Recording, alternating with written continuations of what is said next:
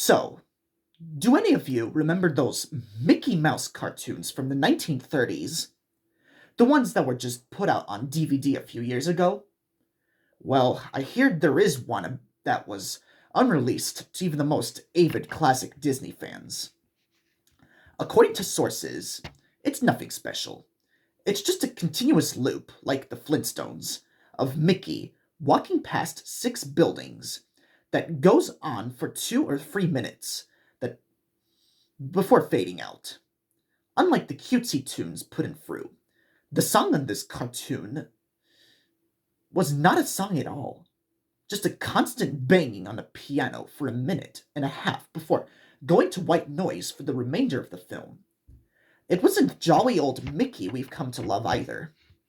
Mickey wasn't dancing, not even smiling, just kind of walking, as if you or I were walking, with a normal facial expression. But for some reason, his head tilted side to side as he kept this dismissal look. Up until a year or two ago, everyone believed, after it cut to black, and that was it. When Leonard Matlin was reviewing the cartoon to put in the complete series, he decided it was too junk to be on the DVD, but wanted to have a digital copy due to the fact that it was a creation of Walt. When he had a digitalized version of his computer to look at the file, he noticed something. The cartoon was actually 9 minutes and 4 seconds long. This was what my source emailed to me.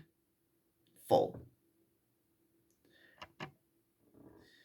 He is a personal assistant of one of the higher executives of Disney, an acquaintance of Mr. Matlin himself. After it cut to black, it stayed like that until the 6th minute, before going back to Mickey walking. The sound was different this time. It was a murmur. It wasn't a language, but more like a gurgle cry. As the noise got more indistinguishable and loud over the next minute, the picture began to get weird.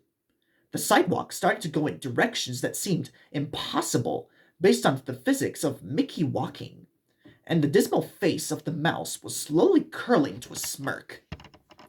On the 7th minute, the murmur turned into a blood-curdling scream, and the picture was getting more obscure.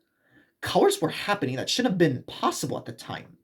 Mickey's face began to fall apart. His eyes rolled on the bottom of his chin like two marbles on a fishbowl, and his curled smile was pointing upward on the left side of his face. The buildings became rubble, floating in midair, and the sidewalk was still impossibly navigating in warped directions. A few seeming unconvincible with what we as humans know about direction. Mr. Matlin got disturbed and left the room, sending an employee to finish the video and take notes of everything happening up until the last second, and afterward immediately stored the disc of the cartoon into the vault. This distorted screaming lasted until 8 minutes and a few seconds in, and then abruptly cuts to the Mickey Mouse face at the end of the credits, and at the end of the very video, what sounded like a broken music box playing the background.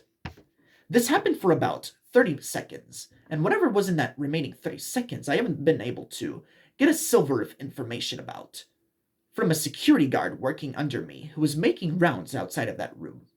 I was told that after the last frame, the employee stumbled out of the room with a pale skin, saying, "Real suffering is not known," 7 times before speedily taking the guard's pistol and killing himself on the spot. The thing I could get out of Leonard Matlin was that the last frame was a piece of Russian text that said, "The sights of hell bring its viewers back in." As far as I know, no one else had seen it, but there have been dozens of attempts at getting the file on rapid share by employees inside the studios, all of whom had been promptly terminated of their jobs. Whenever it got online, or it is not for debate, but if rumors serve me right, it's online somewhere under mouse.avi. If you ever find a copy of this film, I want you to never view it and contact me by phone immediately, regardless of the time when a Disney death is covered up as well as this. It means this has to be something huge. get back to me.